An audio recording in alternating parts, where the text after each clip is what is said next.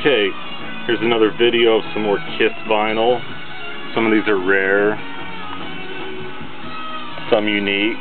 This is the first album on the Blue label. It's not the one without Kiss in Time, but still the Blue label. Kiss Alive. This is kind of a good way to know you've got a Blue label. It's got the sticker on it. It's pretty likely that it's going to be the Blue label,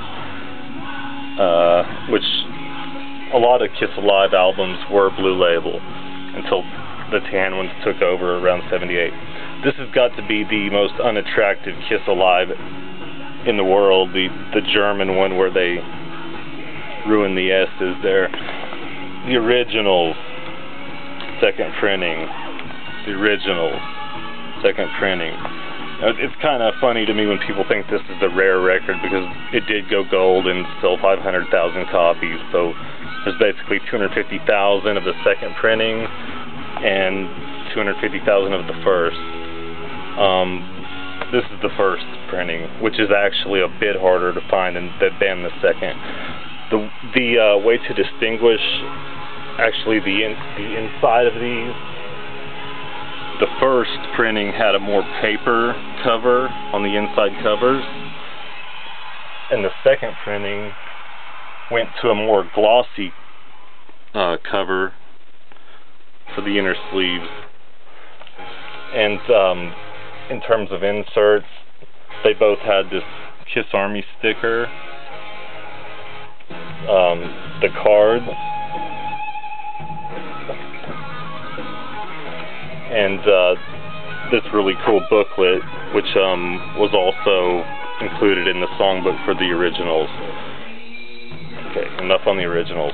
Here is a interview picture disc, which used to come out in the '80s. This is a unique Ace solo record because if these colors can come through, everything is written in blue on the Ace albums, but this one has Paul Stanley purple, which I've never seen on any other Ace solo record misprint. Here's a Gene picture disc sealed. Here's an Ace picture disc, autographed, and autographed inside as well. Very cool. Paul Stanley picture disc. Peter solo picture disc. There's a sealed Peter solo record. A sealed Gene Simmons. And here's another one of the many I Was Made for Loving You 12 inches that came out when that song exploded in Europe. And this is the red vinyl, again with Charisma on the B-side. This is a Creatures double grooved single, which is pretty interesting because when you put the needle down, it will play Creatures of the Night, and you put the needle down again on the same side of the same record, it will play Rock and Roll All Night. It's kind of like you have to see it to believe it kind of thing. And all the autographs are etched in to the vinyl. No, it's got to be impossible to see that, but let's see. There's the Paul, Gene, and that's that. A Lick It Up picture disc from the European series of those. A single from Animalize era.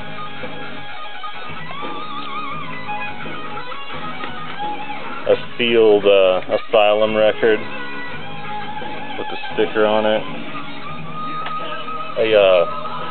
A White Tiger record signed by the late Mark St. John. This is number 6. These were sold, back a while back before he passed away, and they were signed, autographed actually. But here's the Ace Pre-Release Comment. We've got a Crazy Nights picture disc, which I actually got this at the Hot and Shade tour at the merchandise booth, and which is cool because I don't have really many Crazy Nights vinyls. And here, possibly the holy grail of Kiss vinyls, First Kiss, Last Licks. This was issued around the time of Hot in the Shade.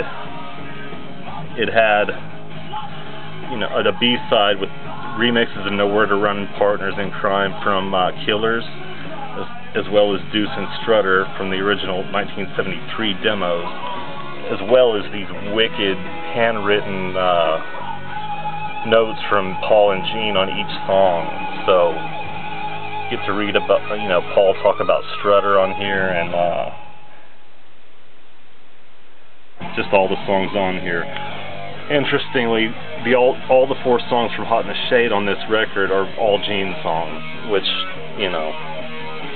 But and the label itself,